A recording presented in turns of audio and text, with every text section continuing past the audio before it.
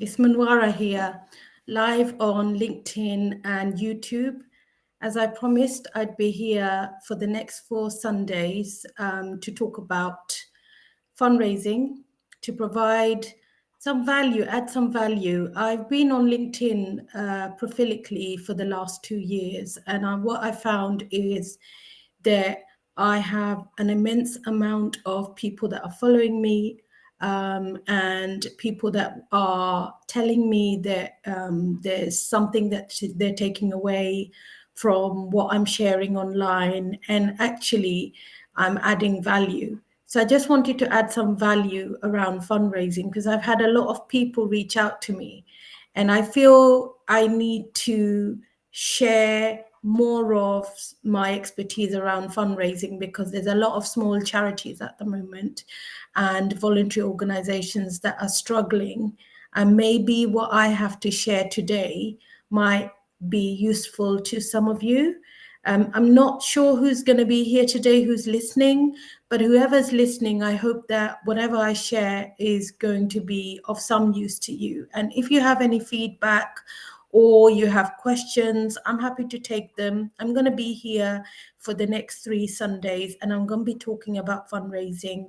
I'm going to be sharing some of my key tips and the things that work for me, and I will be sharing secrets, if you like, around fundraising. They're not actually big secrets, but it's the kind of thing that you probably wouldn't imagine that actually, this is a very important part of fundraising, because you hear probably a lot from me around personal development, leadership.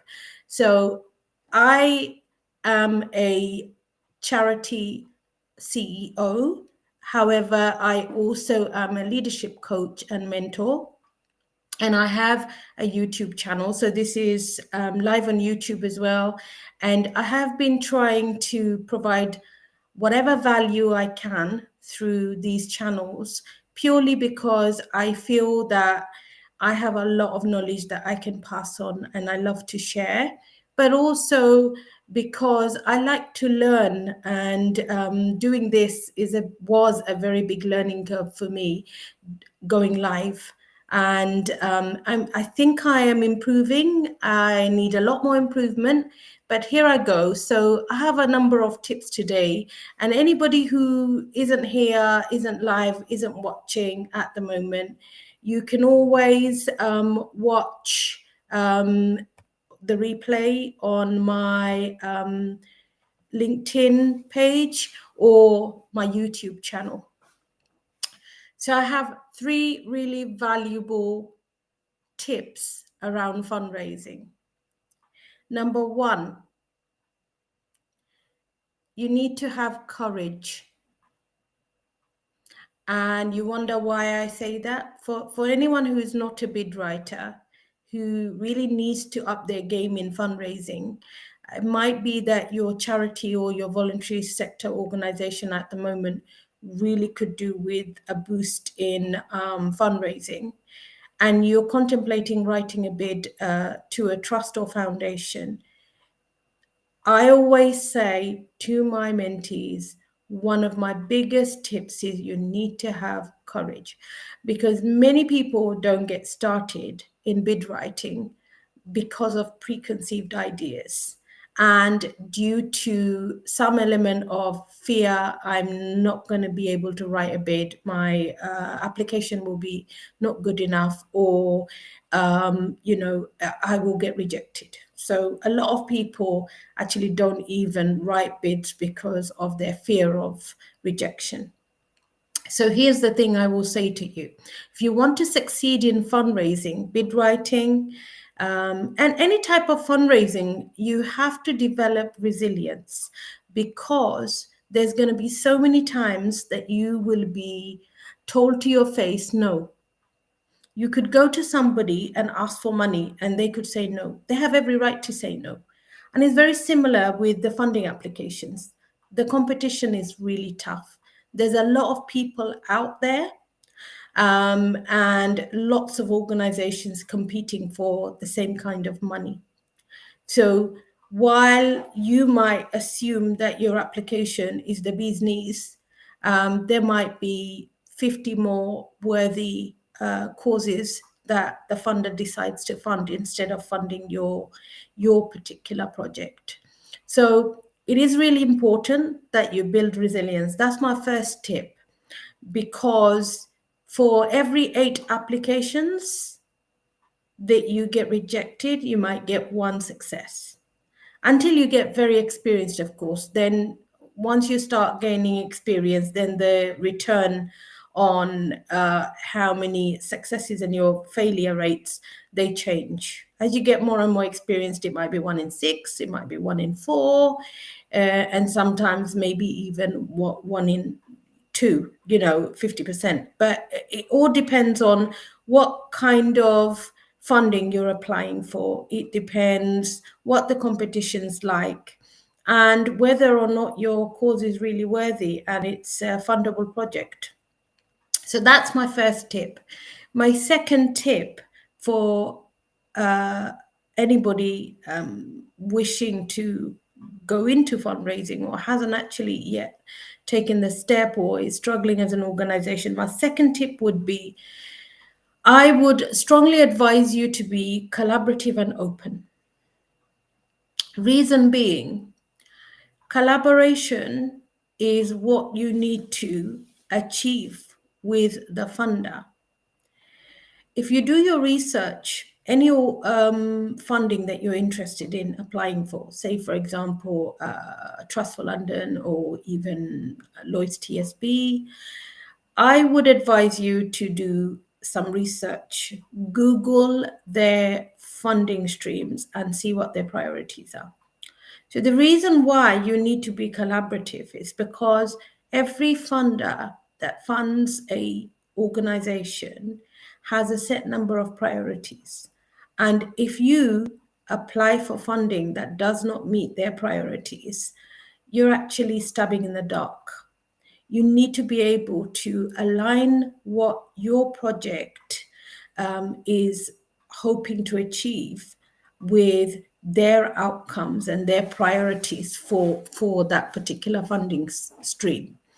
So then that means it requires a lot of communication with the funder.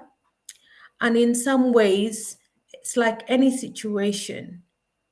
If we don't listen, if what on the website is not clear, we need to be able to listen to the funder. So having a conversation, to me, I always advise fundraisers. I advise anybody who's new to fundraising as well. It all starts with that first conversation. You can ask lots of questions. If the information on the website is not very clear, or you have additional information, questions that you feel you want answers to, contact them, talk to them. And the reason why I say collaboration is, in order for them to fulfill their priorities, they need you to deliver the service. So in a way, we need to work together to make it happen, as in work with the funder to be able to deliver. And that can be really, really difficult, because when we are very small as an organization, as a charity, we tend to be less open. We tend to be very, very self-conscious around our own weaknesses and our gaps. Perhaps we don't have like a proper monitoring framework in place. Perhaps, the funding that we have currently, our finances aren't that healthy. Perhaps we don't have the right policies and procedures. Perhaps we don't even have paid staff, and it's all people working to keep the ship afloat on the water with a whole load of goodwill from volunteering. In that case, we tend to be a lot more self-conscious about what we say to our funder. But it is really, really important that we do, because if we are capable as an organization to deliver and to reach the really, really hard to reach communities, the disadvantaged communities that, the public sector cannot reach, then we need to be open with our funders and say, you know what, we don't have this, but would you be willing to fund it? Because if you did, we'd be in a better position afterwards. And I found that from supporting and mentoring so many different organizations over the years, that is a huge problem in our sector, that we actually are afraid. We're afraid to ask for more money. We're afraid that we might get found. And basically, it's that underdog feeling, that feeling of imposter. And there's no reason why you should feel that way. The only reason why we're in that position is because we have a serious lack of funding. So here's something I tell you, which will surprise you. Most funders know anyway. They can tell. So you can't hide. It's better that you're open and you work it through. And in fact, if you have a collaborative approach and you're willing to listen to the funder, they might be willing to support you, and they might be willing to give you more money than you expected, because funders actually do want organizations to survive. They don't want them to collapse. If an organization has, at least good things in place and they're doing good work in the community, even if they don't recognize what they need, it might be a question of bringing a consultant on board. Ask for that money from the funder. And that money can then help you to see things that you would normally not see for yourself. An external person, a consultant, can point out where your gaps and weaknesses are. And then you're in a better position to be able to fill those gaps.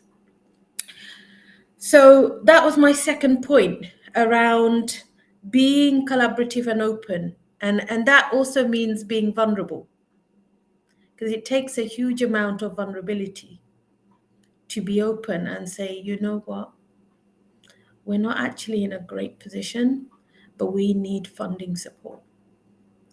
So I'm not saying that very, very small organizations that are in that kind of position should be approaching big funders. You should be approaching much smaller funders, like, for example, the National Lottery, Awards for All. You should be approaching like maybe organizations that give away £500, £1,000, £5,000, £10,000. And try and get some infrastructure in place before you approach a big funder, because you will have to have developed your track record before a funder will be willing to fund you more than £10,000. Because as an organization, you may not even have the financial systems in place to be able to manage a budget of £10,000. Okay, so my third point, actually, my third tip is around knowing your needs. And before, basically, you have to be flexible and adaptable, which again might surprise you, because flexibility and adaptability is not something that we associate with fundraising, but it is really important. I've been in situations where I've gone to a funder with a particular approach, saying, this is what we want to do. And we realized that the funder had changed their priorities. And because they had changed their priorities, they were changing their approach. And we had to think quick on our feet and also be willing and say, you know what, we are going to adapt some of what we said we would deliver, because we want to be able to get that funding and make that difference. So it's really important that you're willing to be adaptable. Sometimes what we think is need may not be the need. So for that third tip around being flexible and adaptable, one of the things that is the most crucial skill you need to develop, or you probably already have, I would say that research is one of those skills that you more or less pick up in any degree, any qualification, A level you study, because research is so important when you are preparing a funding application. Because the kind of problems that a lot of organizations, fundraisers have, the common ones tend to be around need. Lots of people will write or copy and paste things that they find online, but you have to really be able to demonstrate to a funder that you understand what you're asking money for actually meets a need in the community. So how would you be able to prove to a funder? How would you be able to evidence it? That is really important. And for that reason, you need to be adaptable and flexible, because you may think, okay, I'm going to write a bid. It's going to take me 2 days. I'm going to complete this and submit it. No. Sometimes it could take you 6 to 9 months to prepare a bid, because you suddenly realize you've never consulted your service users. You don't have no feedback. So, or if you did have feedback, you haven't actually recorded any of it or gathered any of that information. So that may mean that you run a evaluation program. It may mean that you run a consultation event or some sort of consultation with your service users, so you can gain insight as to what the real need is in the community. A lot of it will also be online through your local council, but if you are trying to figure out your local need, it's all going to start with your service users.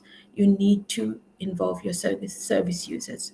So just my last few bits that I want to mention, because I know that this is some of the biggest problems that most fundraisers face, or people, particularly people who haven't really done much fundraising before. And I want you to think about overstepping that initial hurdle, that mindset that you've developed where you feel that you won't be successful. None of it exists. But to be able to overcome that hurdle, there are a number of things that you should really be thinking about, and try and develop some systems within your organization so that you can enable that. Or if there's a few of you working together, perhaps 2 or 3 of you can work on several things. So these are the things that I often find. So I deliver training on fundraising, and one of the common problems that many people tell me that they tend to have when I've got a training session on, most people feedback that they struggle with outcomes. So these are the things that I know. One, how do you know what the need is one of the reasons why funding gets refused, because people clearly don't engage their service users, and they don't involve their service users in their organization. You need to involve your service users, and you do that through consultation, making sure that there is a decision-making element that they can contribute towards. So need, number one. Number two, outputs. What are you going to deliver? Because sometimes, what people put down as outputs aren't necessarily outputs. Outcomes is a major problem. Most people struggle with trying to figure out how to write outcomes. Some of these funders will have guidance on their websites on the difference between an output and an outcome. So again, research is really, really important, because you have to, when you are looking at their website, you research deeply, look at every piece of information on that website, because your success is going to be very much dependent on how thorough your research is.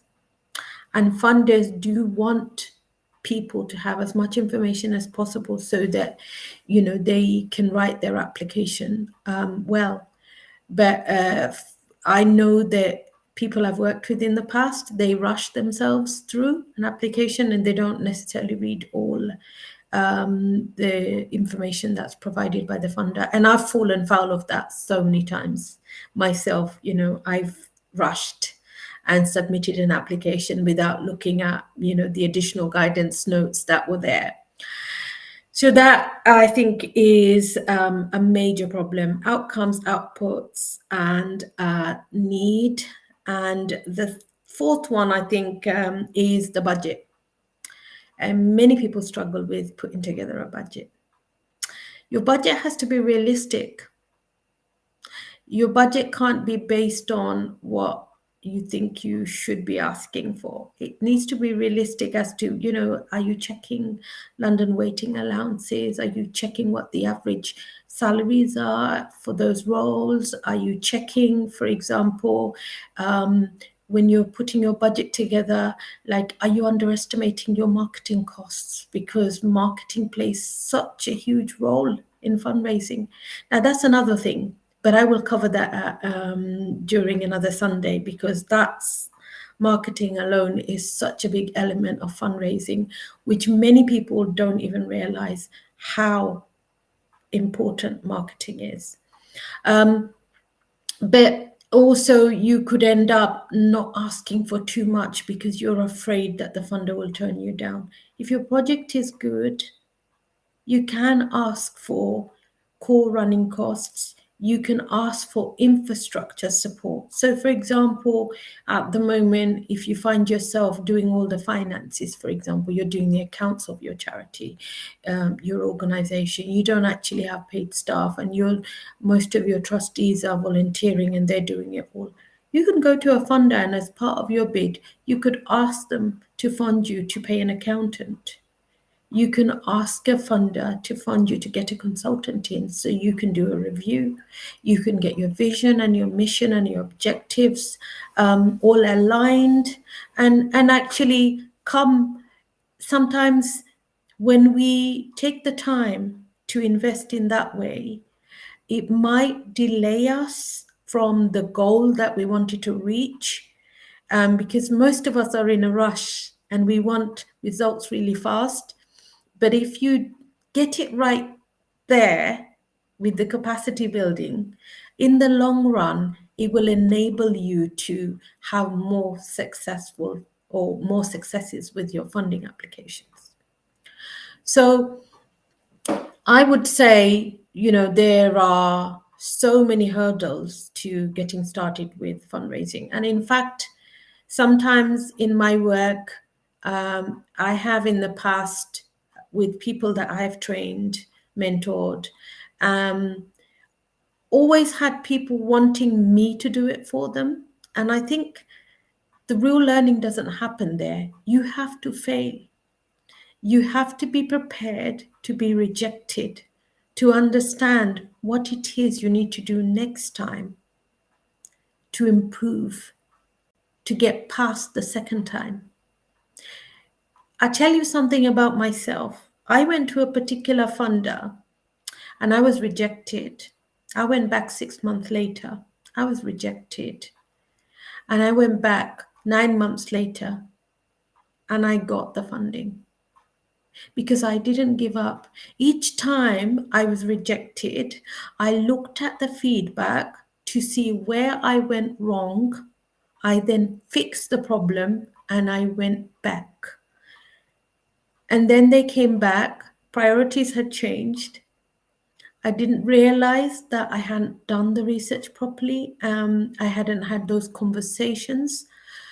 But I managed to keep myself going back. And that is all about resilience. It's my first tip that I mentioned right at the beginning. You really have to have resilience. I have an attitude when it comes to fundraising, and that is I don't give up. I really don't give up. And I would say that's what you need to do in fundraising. It's no different to anything else. You have to, if you know your cause is worthy, you need to find, and this is again taps into the whole thing around research skills, and knowing your needs. You need to look and find funders or funding sources where you could make sure that what you're applying for, the money that you need for your charity or your organization, actually is aligned to what the funder is giving out. A lot of people don't even think about that. They just apply. And that actually, it won't even go through to a panel or even the first stage of any application, because you haven't met the funder's requirements and you're not in their priority need. So that's why research, and that's why I would say, your starting point is always the funder. In terms of sources of funding, if you're in a London borough, I mean, most of my advice and most my sort of live streaming tends to be around community leadership, charity leadership, and it doesn't have to be London, anywhere in the UK, or even abroad. Like, you need to look at the nearest organization that is a bit like a CVS. So that's the Council of Voluntary Organizations, that acts as an umbrella for local groups and organizations. And what the CVS does is usually have like a huge resource directory. Otherwise, there's the Directory of Social Change, and there's NCVO, that's the National Council of Voluntary Organizations. There's also the Institute of Fundraising, charity. There's so many different sources where you can get funding, like a list of funders.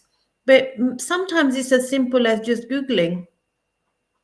You will find funding by just Googling. But once you sign up for some of these organizations, and some of them are free, especially CVS membership, for very, very small organizations, it tends to be free. For like a slightly medium-sized organization, it won't be free. And you will then get email bulletins, and email bulletins will have a list of funders.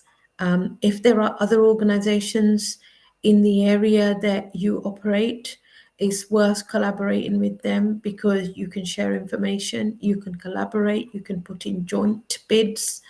So that's, I think, a lot of information from me in one day. Thank you for listening. And Taiwo and Laura, you're both here. And anybody else who listens afterwards, I'd appreciate some feedback. And also something that I'm really keen to find out from yourselves. Anybody listening who would really feels like they would benefit from, and I could add value to anything around fundraising that I could cover in the next 3 sessions. So it'll be next Sunday and the 2 Sundays after that. I'll be coming here at 7:00, and probably for about 20 minutes to half an hour. I am more than happy to share my knowledge and share all my tips around fundraising. If you find it useful and helpful, do let me know what topics you'd like me to cover, and I'm happy to do that. So I'm going to leave you now to have a wonderful Sunday evening or afternoon or whatever, wherever you are, whichever part of the world, if you're listening to me. And take care. All the best.